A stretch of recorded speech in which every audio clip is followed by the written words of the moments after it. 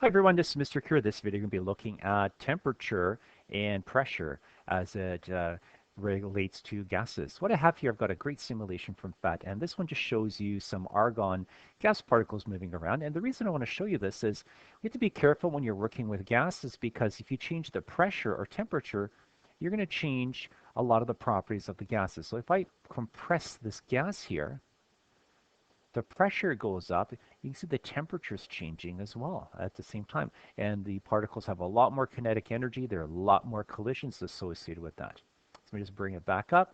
And decreasing the pressure, again, changes things. Similarly, if I increase the temperature, I can increase the motion of the particles. Decrease the temperature, I'll slow them down. So it's really important when you're looking at experiments with gases, you understand what conditions the gases are being looked at, what temperature and what pressure. So let's take a look at those factors here. All right, so I just want to show you a quick picture here. This is a picture of one of the highest temperatures ever on Earth. It's 54.4 degrees actually in Death Valley. And just to show you some extremes, this is a picture from Toronto not that long ago where we had minus 32 degrees Celsius. In fact, the temperature can be even lower. So for example, I've got liquid nitrogen here, and we can cool it down to minus 196 degrees Celsius, even below. And at that point, it actually begins to vaporize. And here we've got an MRI machine with some helium in it, and the helium begins to vaporize at minus 269 degrees Celsius. So you have to be careful with positive, negative signs. And because of that, chemists use a slightly different scale to measure temperature. So instead of using the degree Celsius scale that we have on this side, we use the Kelvin scale. And the Kelvin scale is just a little bit different. The only way it's significantly different is instead of starting at the lowest temperature as minus 273 degrees Celsius, they label that lowest temperature as 0. We call that absolute 0. So that is our lowest temperature.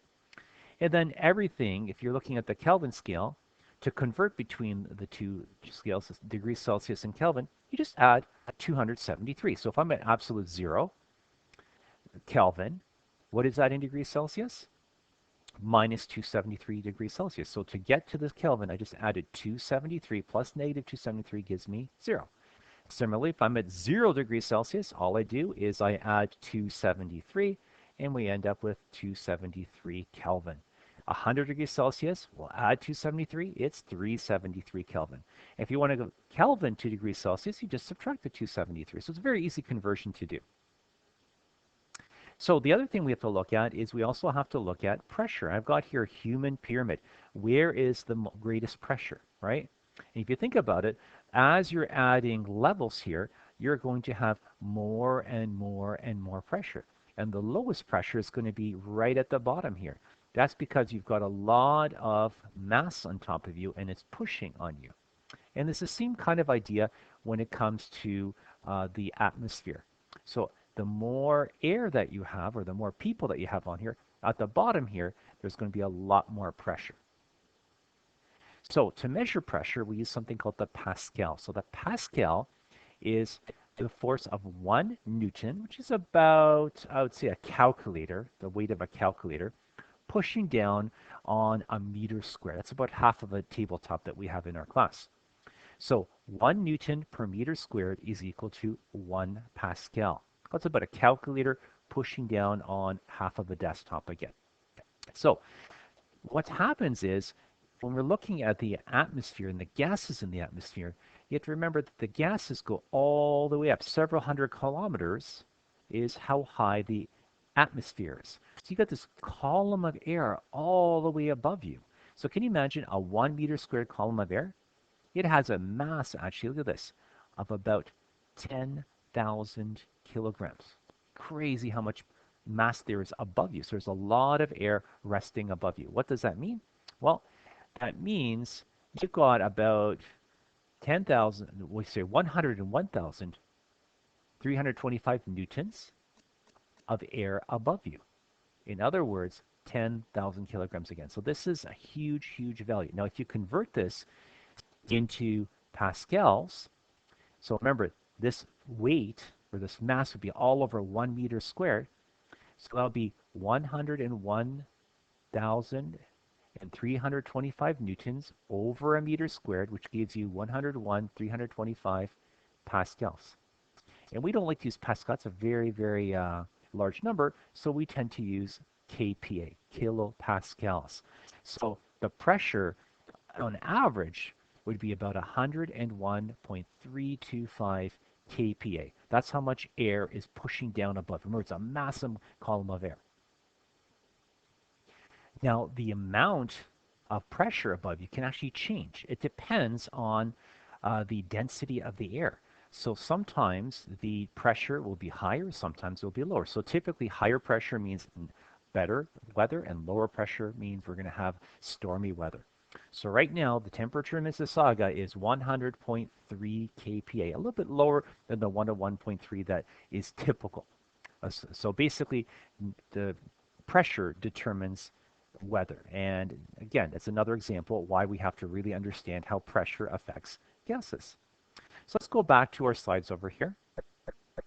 And the idea is if you look at the atmosphere and the level you are in the atmosphere, the altitude you're at, you're going to have a different amount of pressure on you.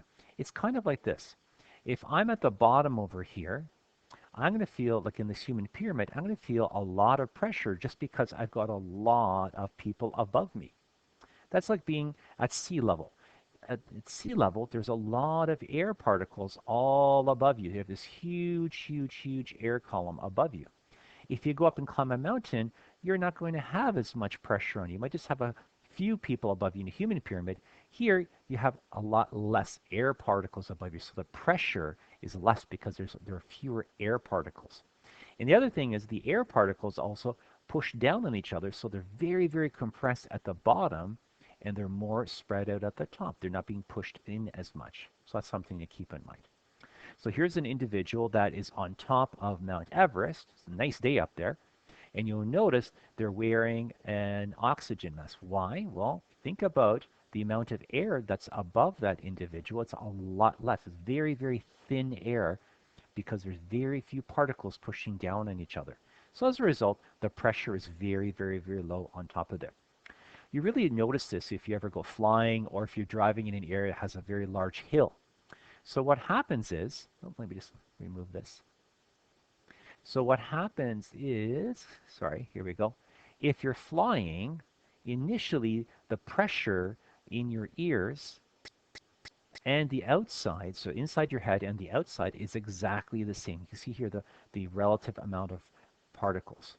Now, when you actually go flying, the airplane's going to go up, and what's going to happen is the pressure and the number of particles outside of your head is a lot less. Let's take a look. Here we go.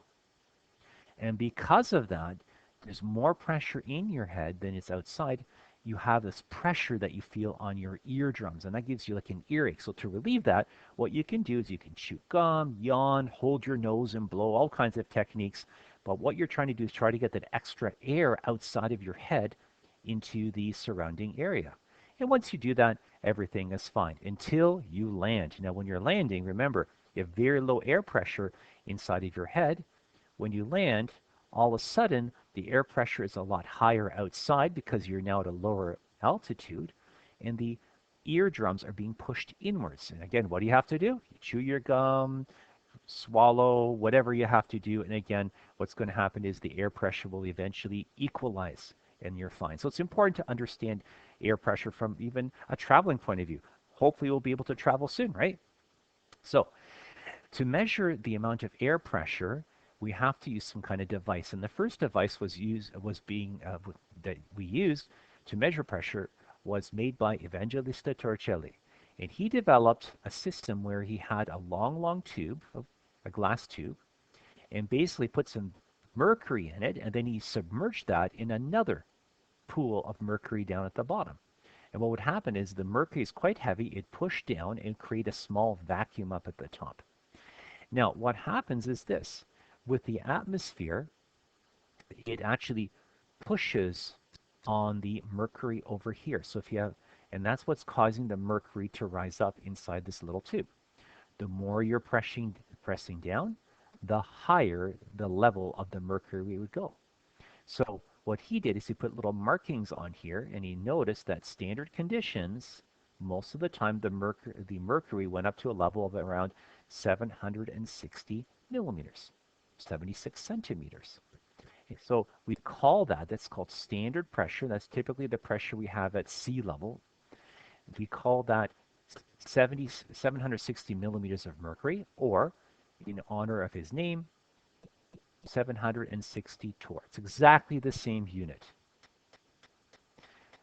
So the other way we can measure pressure is something called just a regular barometer, where you've got a tin inside here, and the metal is being pushed more on high pressure days and less on low pressure days, and that distorts the metal and causes this needle to move back and forth.